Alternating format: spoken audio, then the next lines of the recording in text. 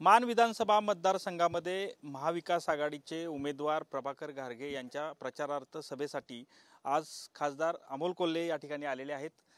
आज खरं तर मोठी जल्लोषी अशी सभा पाहायला मिळाली। खरं तर कसा प्रतिसाद या भागामध्ये तुम्ही पश्चिम महाराष्ट्रात फिरताय, कसा प्रतिसाद मिळतोय एकूणच महाराष्ट्रातला सांगा। नाही, केवळ पश्चिम महाराष्ट्रातच नाही, संपूर्ण महाराष्ट्रामध्ये हा महाविकास आघाडीला प्रचंड प्रतिसाद आहे। आणि लोकसभा निवडणुकीला जर महाविकास आघाडीची लाट होती असं म्हटलं तर आता विधानसभा निवडणुकीला महाविकास आघाडीची सुनामी असणार आहे।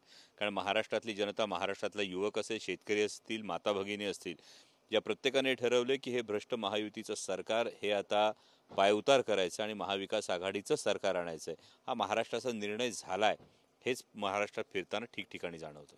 लाडकी बहीण माझी लाडका युवा सगळ्यांपुढे आपला शेतकरी हवा।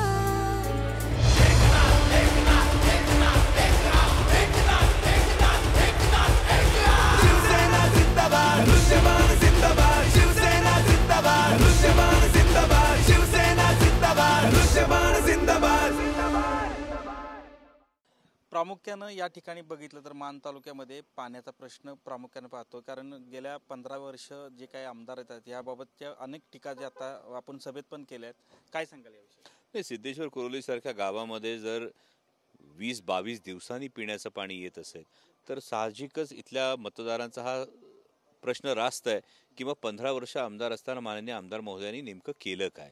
म्हणजे मान खटावच्या आमदारांच्या विषयी तर विधानसभेमध्ये फार वेगळी एक चर्चा आली होती आणि मैताच्या टाळूवरचं लोणी खाणं म्हणजे काय असतं हे या संदर्भात चर्चा जर झाली असेल तर या पद्धतीनं नेतृत्व आता जर साधा पाण्याचा प्रश्न सोडत नसेल, अशा पद्धतीचा भ्रष्टाचार करत असेल तर भाकरी फिरवण्याची वेळ आली आहे। नक्कीच। खरं तर आता मागील लोकसभा निवडणुकीत ट्रम्पेटचं एक उदाहरण आलं होतं समोर की यामध्ये अनेकांना मतं जी कमी पडली होती, यामध्ये महाविकास आघाडीचेच जास्त करून आपले राष्ट्रवादीचेच शरद पवार गटाचेच उमेदवार आहेत। यामध्ये साताऱ्याचे पण शशिकांत शिंदेंना पण पराभूत व्हावं लागलं होतं। काय बघता, कारण या ठिकाणी एक असाच प्रकार घडला होता की ट्रम्पेटच्या नावाखाली तुतारीचं नाव वापरून म्हणजे अवघ्या काही दिवसांपूर्वी आदरणीय उपमुख्यमंत्री अजितदादा पवार यांनी हे विधान केलं होतं की या चिन्हाचा आम्हाला लोकसभेला फायदा झाला आणि त्यानंतर जर अशा पद्धतीनं मानखटाव विधानसभा मतदारसंघामध्ये ट्रम्पेट म्हणजे तुतारी असं म्हटलं जात असेल, पिपाणीला जर तुतारी असं म्हटलं जात असेल तर हीच गोष्ट दर्शवते की विरोधकांना पराभव हा स्पष्ट दिसायला लागलेला आहे। आणि पराभव हा आधी रणात नाही तो मनात होतो, तो विरोधकांचा आधीच झालाय, हीच गोष्ट त्यावरून ध्वनित होते। मला एक सांगा, शेवटचा प्रश्न आहे की साधारणतः काय चित्र असेल समोरचं महाविकास आघाडीचं या 23 तारखेच्या नंतर? 23 तारखेला गुलाल महाविकास आघाडीचं सरकार येतंय आणि महाविकास आघाडीचं सरकार महाराष्ट्रात येणार, ही काळ्या दगडावरची रेघ आहे। महाराष्ट्राचा निर्णय झालाय आणि मतदानाचंही फक्त आम्ही म्हणजे मराठी संपूर्ण महाराष्ट्र मतदानाच्या तारखेची फक्त वाट बघतोय आणि मजबूत पंजात मशाल पेटवून विजयाची तुतारी वाजणार आहे। नक्कीच।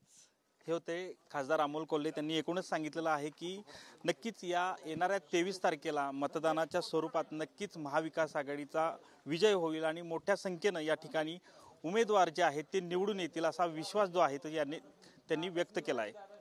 कॅमेरामन गणेश मोरेसह संतोष नालोडे, TV9 मराठी, मान, सातारा।